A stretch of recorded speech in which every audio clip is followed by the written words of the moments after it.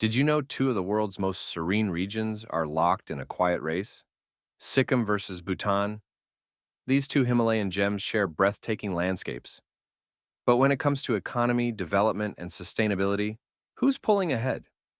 Stay with me, because what I'm about to reveal might surprise you, and it could change how you see the future of these two unique regions. Let's dive right into it. Economic growth.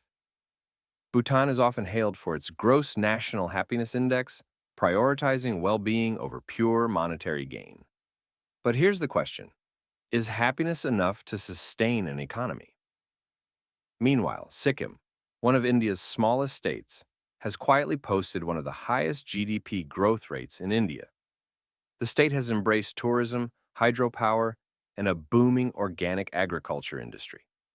But here's the problem: Sikkim's reliance on central government aid. Can it sustain growth independently? And Bhutan? With limited exports, it faces a delicate balancing act with economic pressures. The solution? Both regions need to expand beyond their current industries. But who's doing it faster? We'll get to that soon. Now let's talk infrastructure. Sikkim has made strides, especially with the introduction of its first airport in 2018, boosting tourism and accessibility. Roads and connectivity are improving, but there's still a catch. The mountainous terrain often makes development painfully slow. On the other hand, Bhutan has a different challenge: preserving its cultural heritage while modernizing. Road networks are expanding, but limited by both costs and geography. Here's the humorous part. Imagine building highways over the Himalayas, only to realize halfway through that you're more likely to hit a snow leopard than a speed bump. But this raises the urgent question: will Bhutan's slower infrastructure growth leave it behind, or can it catch up in its own time? More on that in a bit. Moving to agriculture, both regions have an environmental edge. Sikkim made headlines by becoming India's first fully organic state. This isn't just a badge of honor. It's a massive economic booster. Organic farming attracts eco-conscious tourists and fetches higher prices for its produce. But Bhutan isn't far behind. They've vowed to go 100% organic too. The problem? Bhutan's agricultural sector struggles with modernization and access to markets. The solution here lies in innovation. Both regions must embrace sustainable farming techniques. But can Bhutan match Sikkim's head start, or will Sikkim lose momentum as others catch up? We'll answer that next. Let's get into forest conservation. Both Sikkim and Bhutan have some of the best preserved forests in the world. In fact, Bhutan's constitution mandates that 60% of its land remains forested. Now, that's impressive.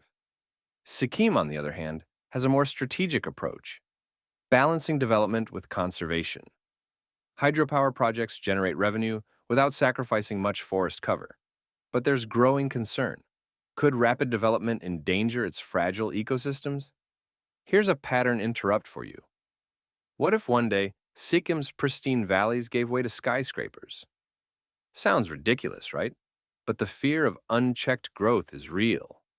So, how do these regions maintain their environmental leadership while keeping their economies growing?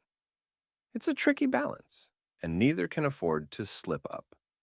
Stick around as we connect the dots. Tourism is a major driver for both Bhutan and Sikkim.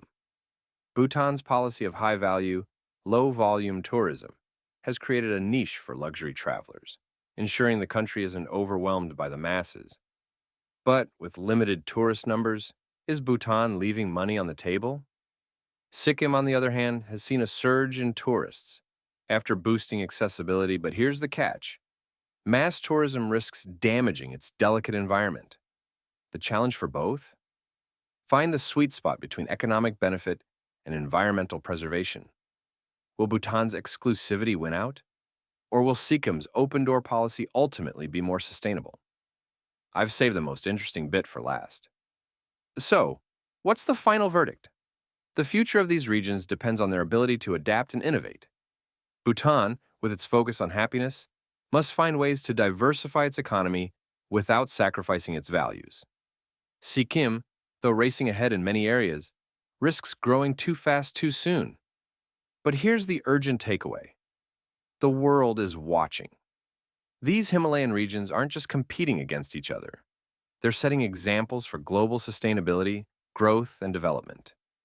As we approach the end of this journey, let me leave you with this question. Will Bhutan's slow and steady approach win the race?